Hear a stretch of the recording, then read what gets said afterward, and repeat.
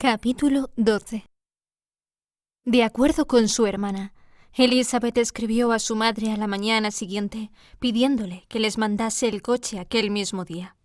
Pero la señora Bennet había calculado que sus hijas estarían en Netherfield hasta el martes, en que haría una semana justa que Jane había llegado allí, y no estaba dispuesta a que regresara antes de la fecha citada. Así pues, su respuesta no fue muy favorable, o por lo menos no fue la respuesta que Elizabeth hubiese deseado, pues estaba impaciente por volver a su casa. La señora Bennet les contestó que no le era posible enviarles el coche antes del martes. En la postdata añadía que si el señor Bingley y su hermana le insistían para que se quedasen más tiempo, no lo dudasen, pues podía pasar muy bien sin ellas. Sin embargo, Elizabeth estaba dispuesta a no seguir allí por mucho que se lo pidieran, temiendo, al contrario, resultar molestas por quedarse más tiempo innecesariamente.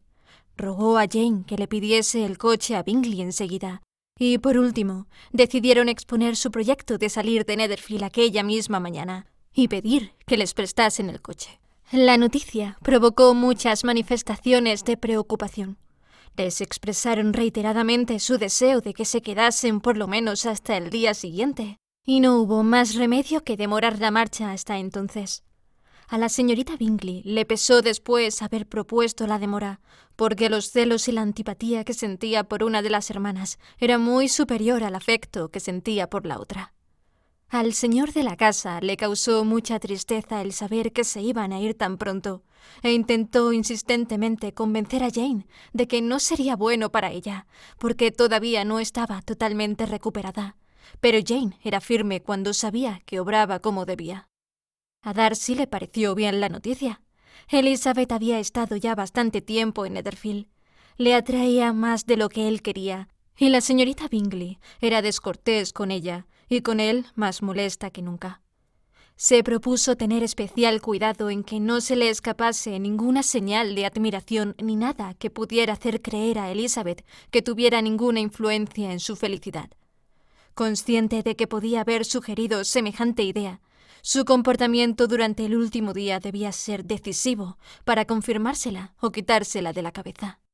Firme en su propósito, apenas le dirigió 10 palabras en todo el sábado, y a pesar de que los dejaron solos durante media hora, se metió de lleno en su libro y ni siquiera la miró.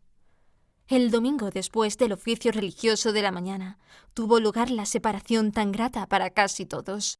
La cortesía de la señorita Bingley con Elizabeth aumentó rápidamente en el último momento, así como su afecto por Jane. Al despedirse, después de asegurar a esta última el placer que siempre le daría verla tanto en Longbourn como en Netherfield, y darle un tierno abrazo, a la primera solo le dio la mano.